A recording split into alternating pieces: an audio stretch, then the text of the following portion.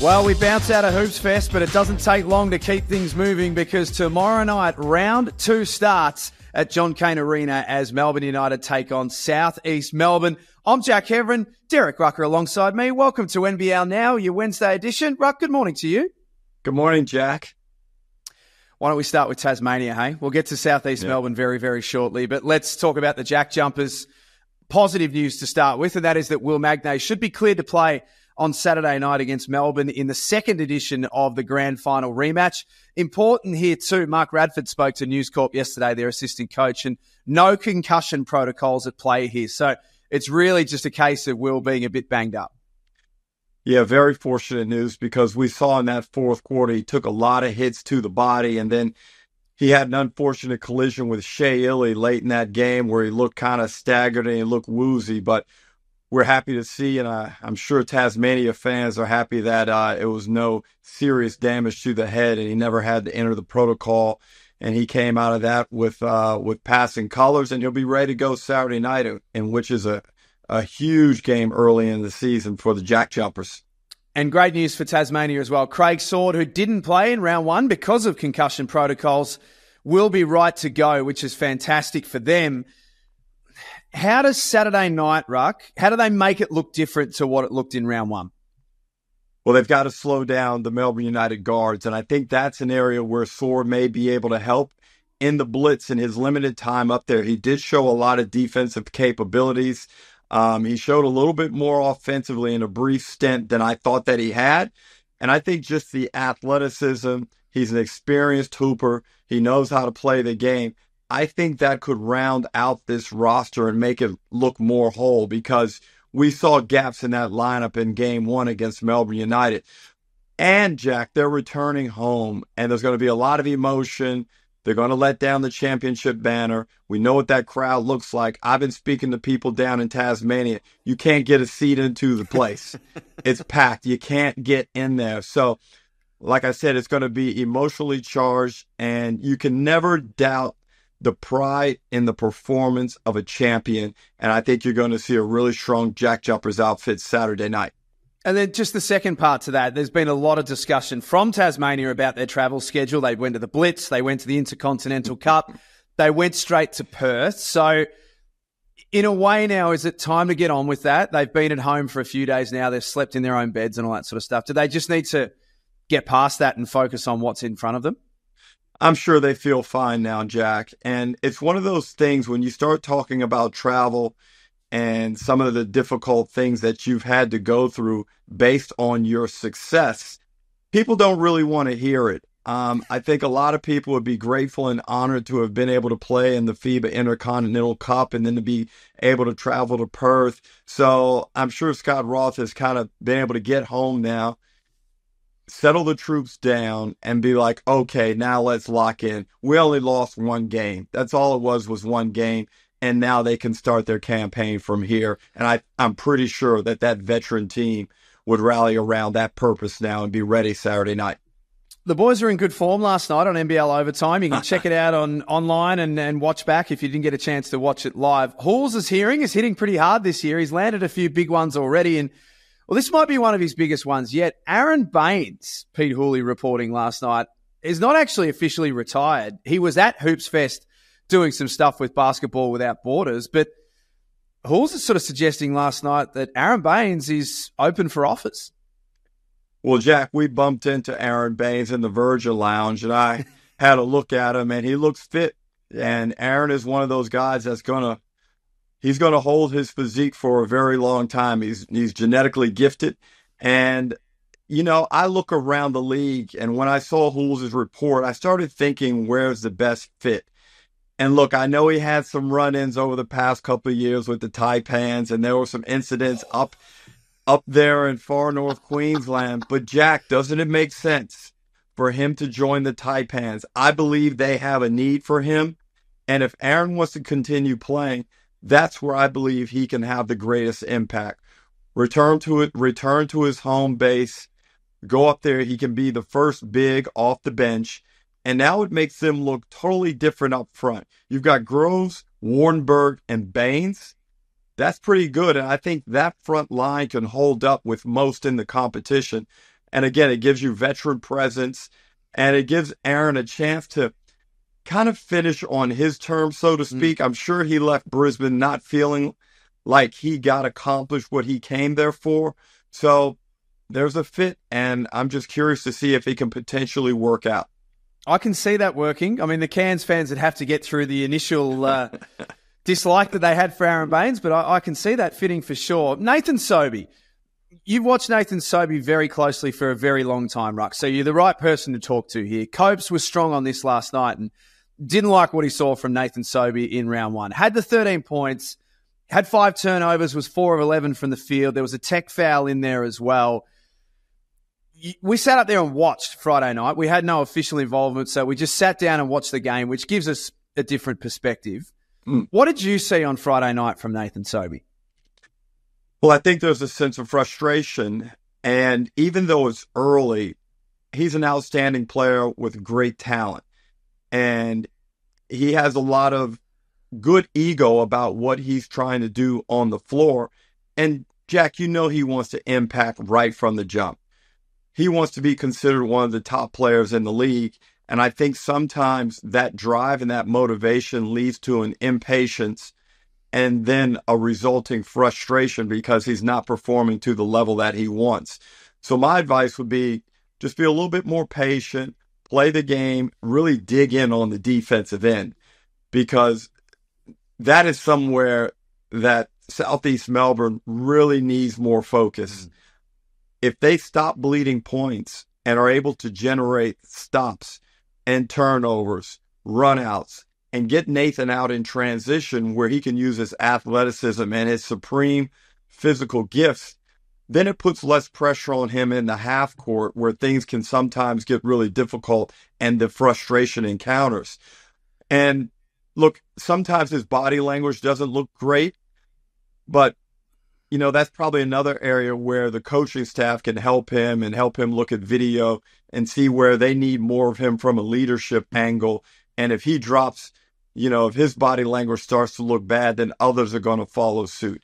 He's a leader in that team. He's one of the stars of the competition, and he's still figuring out. And people, I think, unfairly judge him by his age, but we all develop different chronologically. And Nathan is going to be playing in this league for another 5 or 6 years. So there's still room to grow in many areas of his game. But couldn't he achieve all of those things that you spoke about, Ruck, by playing through Derrick Walton Jr., who is one of the best facilitators in the NBL? There's no question about that. And he had that thing on a string on Friday night when he had it. The problem was he didn't have it enough. So couldn't Nathan Sobey still be one of the best players in the league like he wants to be, but let Derrick Walton Jr. take care of setting the whole thing up? 100%. Derrick Walton Jr., it all must start and finish with him ultimately as far as that team's success and especially how they look on the offensive end. He's got to ignite the offense. He's got to distribute the basketball. And if I'm guys like Sobey and Glover, I'm really looking at this as a huge opportunity to increase my efficiency and be super successful with Walton out there as a guy. I'm running off screens. I'm running the floor, getting out there in transition and allowing Walton to do what he does, get in the gaps and create opportunities for me, easy opportunities for me to either get on the rim, spot up and shoot the three. There's so many possibilities if Southeast Melbourne get the balance right and play through Derrick Walton Jr. Now, also, Jack, a lot of that is based on offensive scheme, and that comes down to Mike Kelly, how he assembles the pieces, organizes them, and mandates that the ball go through Walton Jr. because he is your general out there on the floor. They were disappointing in round one. They can't be disappointing on Thursday night. Simple as that. I'm not saying they have to win, Ruck, but they can't be as disappointing as what they were in round one. Well, Jack, yeah, I hear you, but man, they might kind of need to win also. And we know we've got 3 really interesting games this weekend. That game, the throwdown, then there's the Brisbane at Illawarra, which is huge, okay? And then there is the Sydney and Perth game. And they're all important for different reasons. But, you know, Southeast Melbourne need to bounce back. Brisbane need to bounce back. And the reality is they're facing really treacherous opponents So, it's going to be a fascinating situation. I wonder what the Adelaide 36ers are talking about right now, Ruck. I've got a fair idea. It's probably number one on Matt Weston's whiteboard as the general manager. How do we keep Montrezl Harrell for longer than just the injury replacement time that he's here for? Well, I'm not a specialist in all of the machinations of injury replacement players and so forth, and somebody may be able to clarify or prove me wrong with this, but I'm trying to keep all those guys. And Harrell has barely even played, Jack, and you can see how dominant he is going to be if he's in this league for the full season. Now, it very well could be that his people and his agent don't intend for him to be here, kind of like Tyler Cook was last season. And we're kind of in that situation again. But if you could keep, by some means, Martin, Harrell, and Kendrick Davis, who I thought in the second half started to show glimpses of his potential. And then you've got DJ and Humphreys and Kadee, Nick Marshall, who looked really good, Lat Mayen, who was outstanding, and Sunday Desch, who played a really good role the other day. Jack, all of a sudden, I'm not exaggerating, but they could start to creep into a top 4 talent team. On paper, I think they are a top 4 talent team. I couldn't help but notice too, I know it's only one game, but they have taken an enormous amount of criticism, the Adelaide 36ers, in the off-season for some of the stuff that's gone on, and we've all had our views, but that was a very good performance, albeit without coming up with a win on Sunday. Couldn't help but notice there wasn't the same amount of positivity going back to the Adelaide 36ers and their front office as what there was in the off-season as well. Well, Jack, I think in the opening, just before tip-off, I gave big credit to that front office for getting Montrezl Harrell done quickly, because we know over the past couple of seasons, they've lingered and just belabored over decision-making, and then they wind up empty-handed and things go to struggle street. So they do deserve credit for getting that done. And you know what, Jack?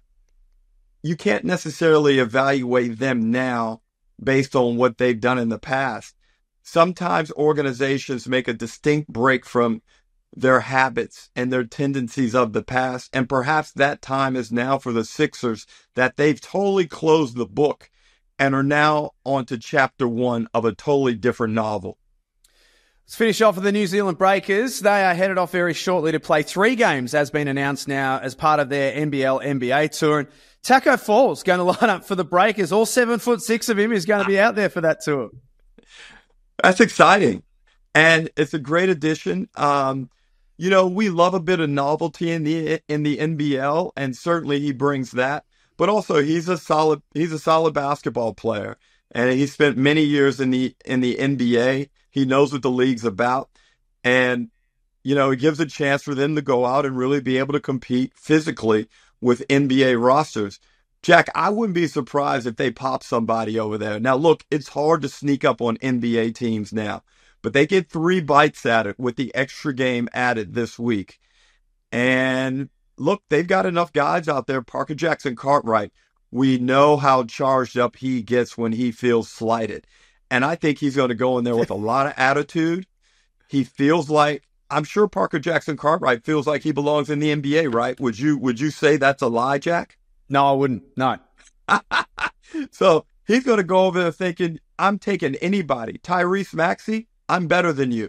And they've got enough pieces around. Mojave King's trying to prove himself. Jonah Bolden's a guy who's been in the NBA. He's not going to be daunted. This is going to be an interesting 3-game tour from the Breakers. Now, as we've already alluded to with travel problems, Scott Roth mentioned, the Intercontinental Cup drained them. Well, now the Breakers are going to have to keep an eye on how they handle themselves over there and make sure that they don't lose focus of the real goal, which is to come back here, play good basketball right off the jump. They can't go into a lull when they arrive back in New Zealand. They've got to be ready to go right away. And they've got a whole bunch of games in a short space of time when they get back from that NBA tour as well. So challenging 4 or 6 weeks coming up here for the Breakers, but as you say, potentially exciting as well. Ruck, have a great day. Where are we seeing you this weekend, please? Jack, I will see you Sunday for the highway rivalry. Sunday, Sydney versus Illawarra. That's going to be, I can't wait. That is going to be a massive game. I'm very, very excited for that one. I'm sure you'll be looking sharp with all your men's club gear as well. So I'll see you on Sunday. Thanks for being with us on NBL Now. Of course, you can stay up to date with all of the latest news and information at nbl.com.au. We'll catch you tomorrow.